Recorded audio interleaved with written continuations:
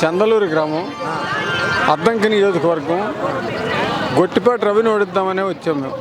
అది మా ధ్యేయం. అది ఇప్పుడు అసలు ఓటమి ఎరగని నాయకుడుగా, ఓటమి ఎరగని నాయకుడికే చుక్కలు చూపించే నాయకుడు జగన్మోహన్ రెడ్డి ఉన్నాడుగా.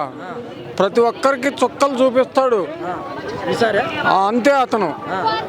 ఏంటి అసలు ఏం చూసేస్తారు ఓట్లు? మమ్మల్ని అందరినీ వైసీపీలోకి తీసుకెళ్ళిందే గొట్టిపేట రవి 2014లో.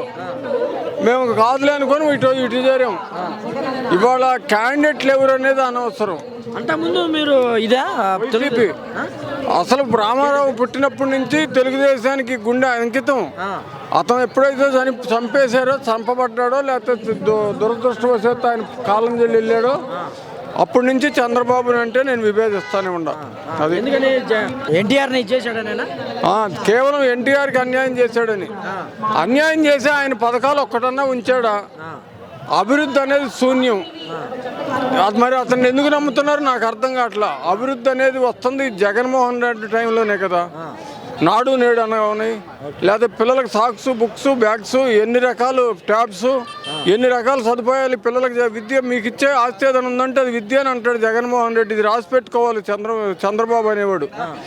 ఎంతకంటే చక్కని మాట ఇంకెవడు అంటాడు? చంద్రబాబు నాయుడు పవన్ కళ్యాణ్ ఏకమయ్యి ఓడిస్తామని కూడా చెప్తున్నారు. ఎంతమంది ఓడించడానికి వచ్చిన అభివృద్ధి ముందు ఈ జగన్మోహన్ రెడ్డి అభివృద్ధి పథకాల ముందు వాళ్ళు పనికిరారు. ఇక బలాదూర్ అంతే. అది ఇప్పుడు ఎలా ఉంది సిద్ధం సభ? ఇక్కడ ఎలా ఉంది సిద్ధం సభ? అమోహం అనుకునే వచ్చాం. అమోహం బ్రహ్మాండం. ఎందుకంటే సభ ఇంకెక్కడ ఉంటుంది? చరిత్రలో మిగిలిపోయే సభ ఇది. ఆంధ్ర రాష్ట్ర చరిత్ర. ఆంధ్ర రాష్ట్రం పుట్టింది మనకు కొద్ది సంవత్సరాలే అయింది. ఈ చరిత్రలో, ఆంధ్ర రాష్ట్ర చరిత్రలో ఇది ఒక సువర్ణాక్షరాలతో రాసుకోవాలి ఈ సభని. ఏంటి అసలు పవన్ కళ్యాణ్, చంద్రబాబు, బీజేపీ ఏకంగా వచ్చేస్తున్నారు దాడి చేయడానికి జగన్ మీద?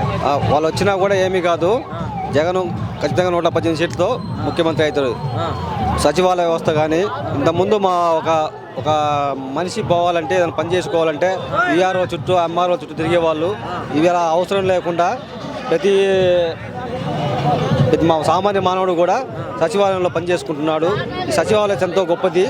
ఇది పోతే అప్పుడు జనాలకు కూడా, ప్రతి పబ్లిక్ కూడా అర్థమవుతుంది ఆ సచివాలయ వ్యవస్థ గురించి ఏందో. ఈ జగన్ వస్తే పేదవాడికి, పెత్తందారులకు, పేదవాడికి మధ్య యుద్ధం జరుగుతుంది. అభివృద్ధి చెందుతున్నారు. స్కూళ్ళు నెంబర్ 1, 17 మెడికల్ కాలేజీలు, 10 ఫిషింగ్ గార్బెండ్లు, 4 పోర్ట్లు. మాకు ఇప్పుడే మొన్న జగన్మోహన్ రెడ్డి లాంచింగ్ చేశారు వెలుగొండ ప్రాజెక్టు. మాకు బ్రహ్మాండంగా ఉంది. ఒక 2-3 నెలల్లో మాకు వాటర్ వచ్చేస్తాయి. ఇబ్బంది లేకుండా మాకు. మాది ఎన్నపల్లి. ఈ ప్రభుత్వం జరిగితే ఎప్పుడు ఏ ప్రభుత్వం కూడా మేము జరగలే.